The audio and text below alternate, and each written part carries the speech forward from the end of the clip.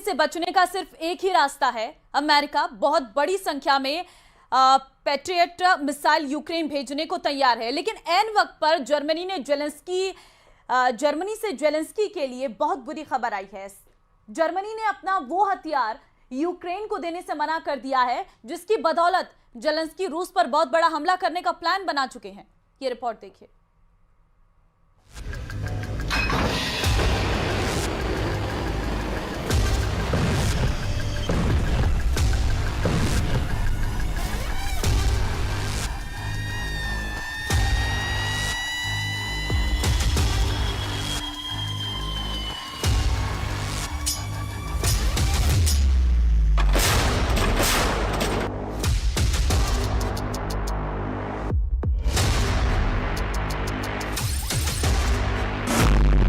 Ukraine पर बरसी 1800 मिसाइलें, 10 साल तक पुतिन से जंग।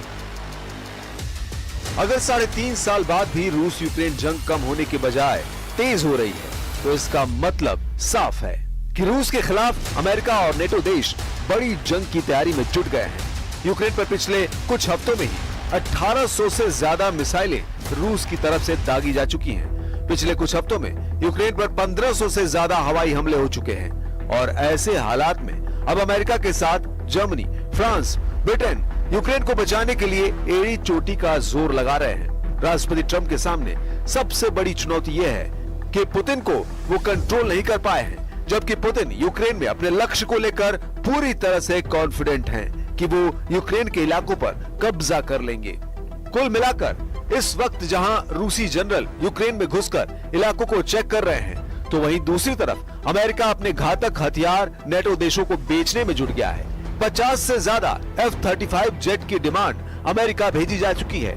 ऐसे हालात में अब सवाल उठता है कि पुतिन का अगला कदम क्या होगा। रूस की मिसाइल सुनामी यूक्रेन को बचाएगी patriot missile.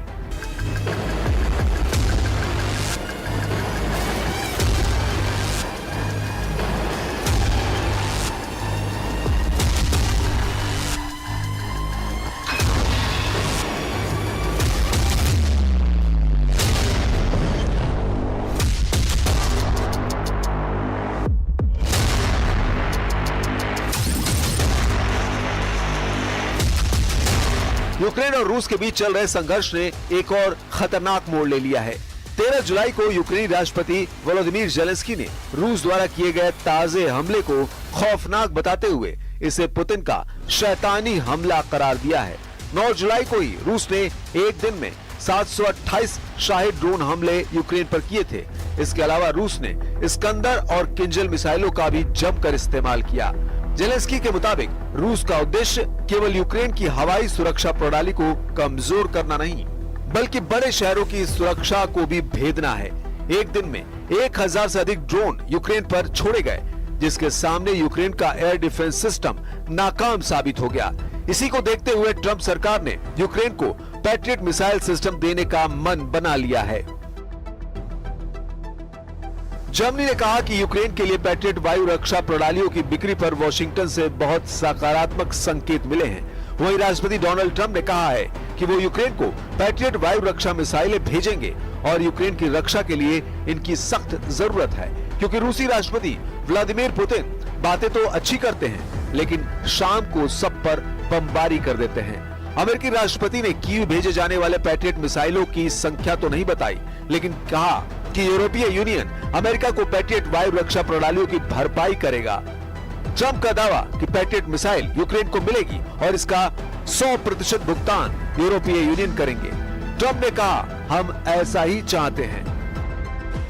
Wir liegen in den letzten Tagen durchaus positive Signale, auch von unseren US-Partnern, was das Thema Luftverteidigungssysteme angeht, was das Thema Patriot angeht. Bundesminister Pistorius ist gerade auf dem Weg, gerade im Flugzeug auf dem Weg nach Washington und wird diese Gespräche, diese Abstimmung heute fortführen. इधर रूसी सरकारी television पर जाने माने पत्रकार Pablo जारुबिन के साथ एक इंटरव्यू में कहा है कि वो यूरोपीय देशों पर नजर बनाए हुए हैं, जो संघर्ष को और ज्यादा भड़काना चाहते हैं। पुतिन का इशारा यूक्रेन को दिए जाने वाले पैट्रियट वायु रक्षा प्रणालियों को लेकर था।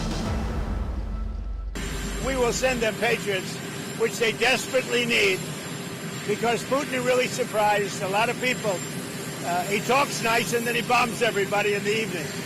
So there's a little bit of a problem there, and I don't like it. Много слов сказано о дороговизне и так далее. Теперь вроде получается, что эти поставки будут оплачивать со стороны Европы, что-то будут оплачивать, что-то не будут, но фактом остается то, что поставки вооружений, амуниции, военной техники из Соединенных Штатов продолжались и продолжаются на Украине. रूस के तांडव में फंसा नेटो। लेकिन यह भी 100% सच है कि यूक्रेनियन यूनियन और नेटो की तमाम मदद के बाद भी रूस यूक्रेन जंग जीत रहा है। जिस तरीके से रूस बड़े इलाकों पर कब्जा कर रहा है वो हैरान करने वाला है। जरा रूस के जनरल स्टाफ के प्रमुख वालेरी गेरासिमोव का ये वीडियो देखिए। 14 जुलाई के इस वीडियो में रूस के जनरल स्टाफ के प्रमुख वालेरी गेरासिमोव को पूर्वी यूक्रेन के डोनेस्क क्षेत्र के पोक्रोवस्क इलाके में देखा जा सकता है। रूस के जनरल स्टाफ के प्रमुख वालेरी गेरासिमोव पूर्वी यूक्रेन के इलाकों में रूसी सेना का हौसला बढ़ाने पहुंचे थे। रूस के चीफ कमांडर को नक्शे पर यूक्रेनी इलाकों पर किए गए कब्जों को देखते हुए साफ देखा जा सकता है। हम आपको बता दें, पोक्रोवस्क जिसे रूस सोवियत काल के अपने नाम क्रास्नो आर्मेइस्क से पुकारता है, पूरे डोनेस्क क्षेत्र पर नियंत्रण हासिल करने के लिए जी जान से लगा हुआ है। क्रीमिया, लुहांस्क क्षेत्र, डोनेस्क, ज़पोरिजिया और खेरसोन क्षेत्रों का 70% से अधिक और खार्किव और सुमे क्षेत्रों के कुछ हिस्से रूस के कब्जे में आ चुके हैं। 24 फरवरी 2022 अब तक रूस यूक्रेन के 1,61,000 वर्ग किलोमीटर इलाके पर कब्जा कर चुका है। ये यूक्रेन की कुल जमीन का लगभग 27% है। लेकिन उसके बावजूद जिस तरह से पुतिन ने ऐलान किया है कि यूक्रेन की जमीन पर जहां जहां रूसी सेना के कदम पड़ते जाएंगे वो जमीन रूस की होती जाएगी, उस ऐलान ने यूक्रेन के साथ साथ अमेरिका समेत नेटो के 32 देशों के होश उड़ा दिए हैं। 3.5 साल से भी ज्यादा की जंग में अभी तक यूक्रेन नेटो के साथ मिलकर रूस को अपने देश से खदेड़ नहीं पाया। जेलेंस्की ने गुहार लगाई है कि उसे भारी हथियार और बड़े पैमाने पर हथियारों की जरूरत है, लेकिन पुतिन ने जब से ऐलान किया है कि उनकी बैलिस्टिक हाइपरसोनिक का उत्पादन 3 गुना ज्यादा बढ़ा दिया गया है, जो किसी परमाणु हथियार से कम नहीं है, इस खबर ने नेटो के होश उड़ा दिए हैं। अब ऐसे हालात में यूक्रेन के दक्षिणी क्षेत्र खेरसोन में रूसी हवाई हमलों ने कोहराम मचा दिया है। खेरसोन के गवर्नर ओलेक्सांद्र प्रोकोडीन ने बताया है कि रूसी सैनिकों ने पूर्वी यूक्रेन के डोनेस्क क्षेत्र में शेवचेंको गांव पर नियंत्रण कब्जा कर लिया है, जो लिथियम भंडार के करीब है। रूसी रक्षा मंत्रालय के मुताबिक रूसी सैनिकों ने डोनेस्क में नोवोसेरहिवका की बस्ती पर भी कंट्रोल कर लिया है। हालांकि यूक्रेन के टॉप जनरल ओलेक्सांद्र सिरस्की का दावा है यूक्रेन की सेना ने इस हफ्ते यूक्रेन के उत्तरी क्षेत्र सुमे इलाकों से रूसी सेना की बढ़त को रोक दिया है। लेकिन उसके बावजूद रूसी सेना तेजी से डिनिप्रोपेट्रोव्स्क इलाके की तरफ बढ़ रही है। ऐसे हालात में अगर रूस यूक्रेन के साथ जर्मनी, अमेरिका, फ्रांस और ब्रिटेन से भी जंग शुरू कर रहा है तो ये तीसरे विश्व युद्ध का साफ संकेत है।